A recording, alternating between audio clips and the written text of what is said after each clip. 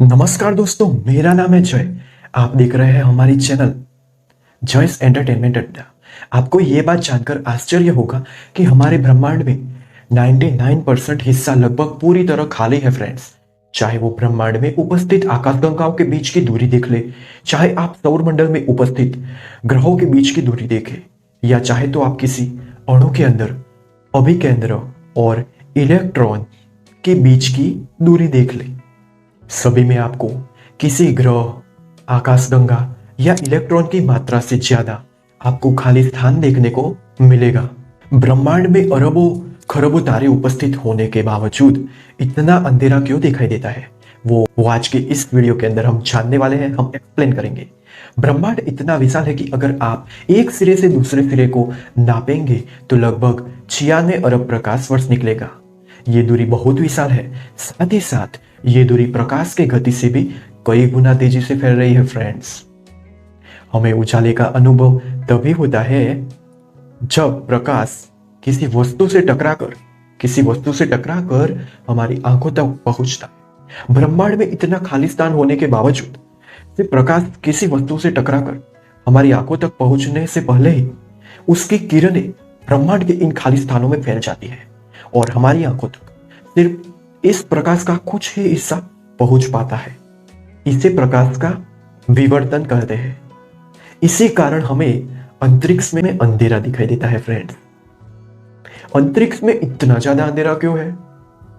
अगर अंतरिक्ष में करोड़ों तारे हैं, फिर भी रात के आसमान में कुछ ही दिखते हैं और उनके बीच अंधेरा ही दिखता है। अगर अनंत तारे होते तो भले दूर होते, पूरा आसमान तेज से दिखना चाहिए था और कहीं बीच में रिक्त स्थान होना था, क्योंकि दूर से ही सही कोई तारा तो होता।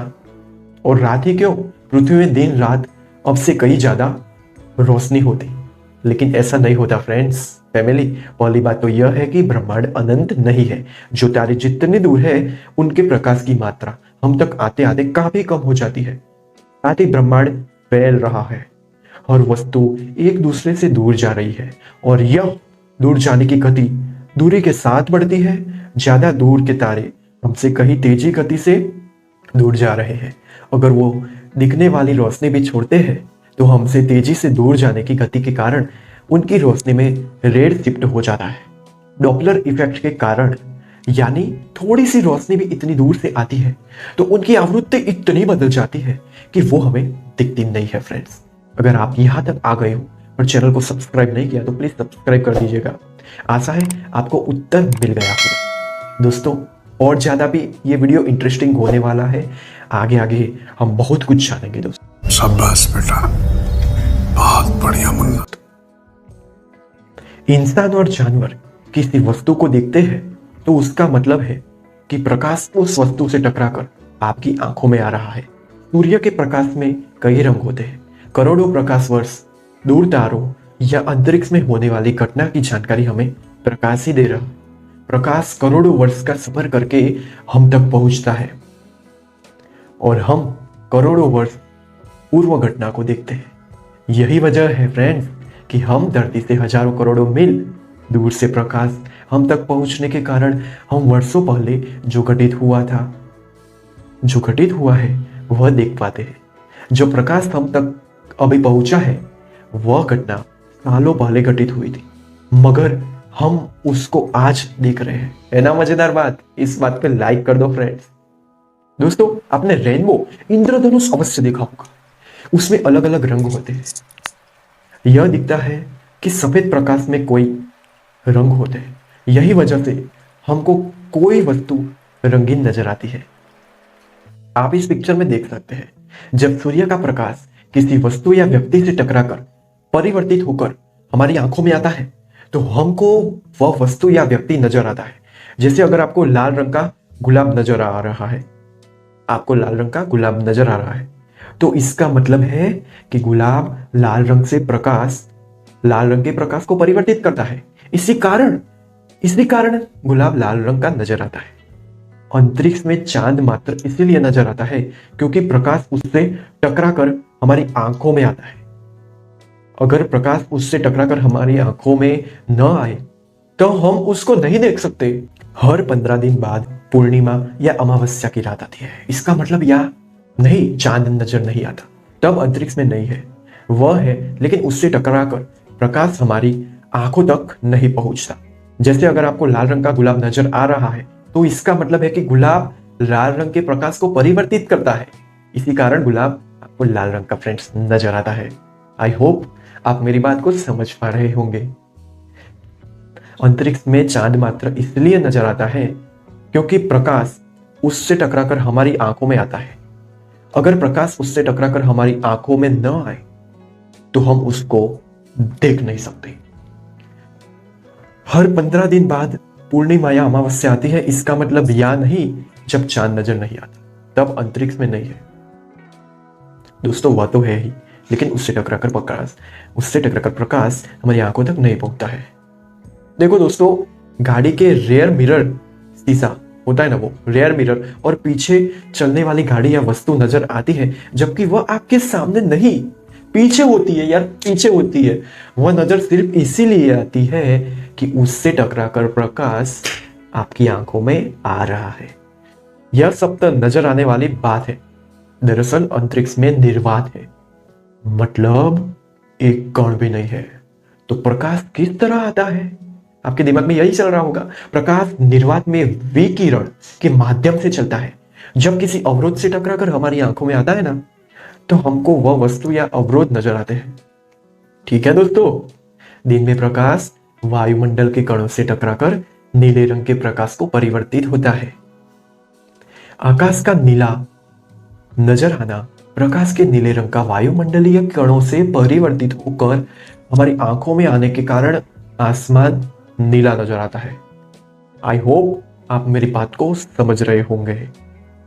इसका मतलब है कि अगर अंतरिक्ष में हमको कुछ नहीं दिख रहा है तो प्रकाश हम तक नहीं पहुंच रहा है। हो सकता है वहां कुछ हो। जब मैं था तब हरि नहीं, अब हरि है मैं नाही। सब अंधियारा मिटी गया जब दीपक देखा माही। एक अलग प्रकाश है ज्ञान का प्रकाश, मगर वह तब नजर आता है जब हमारा अहंकार मिट जाता है। अंदर का अहंकार जब ईगो मिट जाता है तब प्रकाश दीप जलता है। तथापि अंतरिक्ष में करोड़ों अरबों सितारे उपस्थित है, फिर भी अंतरिक्ष में अंधेरे के विद्यमान होने का कारण यह है कि अंतरिक्ष में इन अनेक अति विशाल पिंडों के होने के बावजूद अंतरिक्ष का अधिकतम हिस्सा पूर्णतया खाली है और कुछ निकटतम ग्रहों को छोड़कर कहीं भी कोई ऐसी वस्तु पाई नहीं जाती जो इनसे निकलने वाले प्रकाश को परावर्तित कर सके और हम उस चीज को देख पाए, क्योंकि हम प्रकाश को नहीं देख सकते, बल्कि प्रकाश हमें दूसरे वस्तुओं को देखने योग्य बनाता है, अर्थात हमें चीजों को दिखाने का कार्य करता है। हम केवल उन्हीं वस्तुओं को देख पाते हैं जिनसे प्रकाश उत्पन्न होकर अथवा परावर्तित होकर हमारी आंखों में आता है। और चूंकि अंतरिक्ष के खाली स्थानों में दूर दूर तक कुछ नहीं पाया जाता है, इसीलिए हमें कुछ दिखाई नहीं देता है तथा इस कारण अंतरिक्ष में प्रकाश के उपस्थित होने के बावजूद अंधेरा छाया रहता है।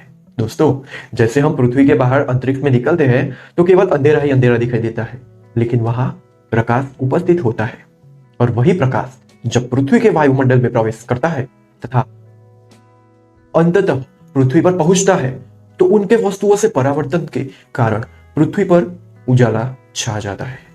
इस बात के सत्यापन के लिए आप एक छोटा सा प्रयोग कर सकते हैं।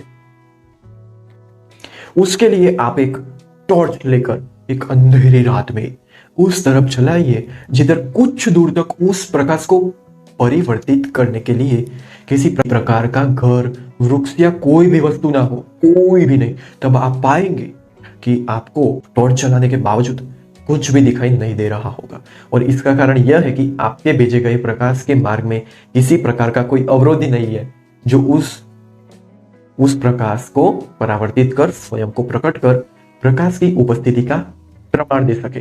परंतु इस प्रयोग में आप प्रकाश का मार्ग अवश्य दिखाई देगा और ऐसा इसलिए होगा क्योंकि इस प्रयोग में हम प्रकाश को वायु में गमन करना पड़ रहा है और वायु में अनेक छोटे छोटे धूल का तथा गैसों के अणु उपस्थित होते हैं जो प्रकाश के कुछ अंश को परावर्तित कर उसके गमन पथ को उजागर करते हैं।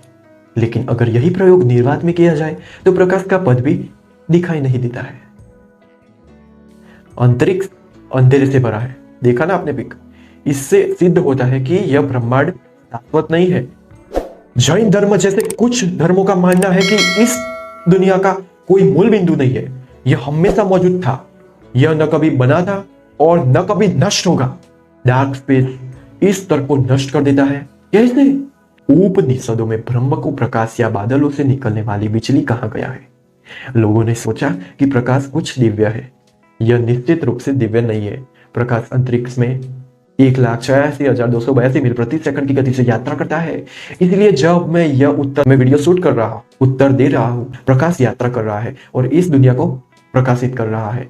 अगर इस दुनिया का कोई शुरुआती बिंदु नहीं होता तो तारे चलते रहते, वे अपना प्रकाश फैलाते रहते और इसीलिए प्रकाश के साथ साथ ऊष्मा ऊर्जा भी, समझे ना, इससे हमारे ब्रह्मांड गर्म हो जाता और वह रोष्ट देश से गुजरता या तारे जलते रहते और उनका ईंधन खत्म हो जाता और कोई तारे ही दिखाई नहीं देते। अब पृथ्वी के वातावरण में हमें प्रकाश क्यों दिखाई देता है और इसके बाहर हमें अंधकार क्यों दिखाई देता है? बोलिए, पृथ्वी का वातावरण क्या है? हाँ, इसमें कई वायु कण होते हैं और कुछ नहीं। इसलिए जब प्रकाश ऐसे प्रत्येक कण से टकराता है तो वह चारों ओर फैल जाता है। लेकिन बाह्य अंतरिक्ष पूर्ण निर्वात है, वहां वैक्यूम है। इसमें कणों की संख्या ना के बराबर होती है। प्रकाश बिखरता नहीं है और अंतरिक्ष में अंधेरा रहता है। बस इतना ही। इसका बहुत ही सरल उत्तर है। मुझे नहीं पता कि लोग दूसरे उत्तरों में दार्शनिक बनने की कोशिश क्यों कर रहे हैं यार। अंतरिक्ष में सूर्य और अन्य सितारों की रोशनी में भी अंधेरा होता है, लेकिन पृथ्वी पर उजाला होता है।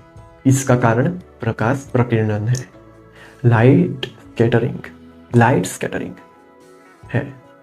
सितारों का प्रकाश वातावरण के कणों से टकराकर हर ओर बिखर जाता है, जिससे उजाला होता है। अंतरिक्ष में वातावरण नहीं है। प्रकाश एक सिद्ध में चलते जाता है, जिससे उजाला नहीं हो पाता। एक और योगदान अंतरिक्ष के अंधेरे में आता है ब्लैक होल। जी हाँ, ब्लैक होल्स की बात कर रहे हैं, जो प्रकाश के पुलिंदों को संपूर्ण सोख लेते हैं। पहली बात तो है कि अंतरिक्ष में अंधेरा नहीं, जल के परमाणुवत कण है, जिससे नीला दिखाई देता है। अंतरिक्ष का नाम अनंत है और अंतरिक्ष है भी अनंत, जिसका कोई और छोर नहीं है। सब कुछ समाहित है, अंधकार भी और प्रकाश भी। क्योंकि फैमिली, सभी की एक सीमा है, एक लिमिट है। ठीक है फ्रेंड्स, आई होप आशा करता हूं कि आपको ये मेरा एक्सप्लेन वीडियो, आपको मेरा ये वीडियो पसंद आया होगा।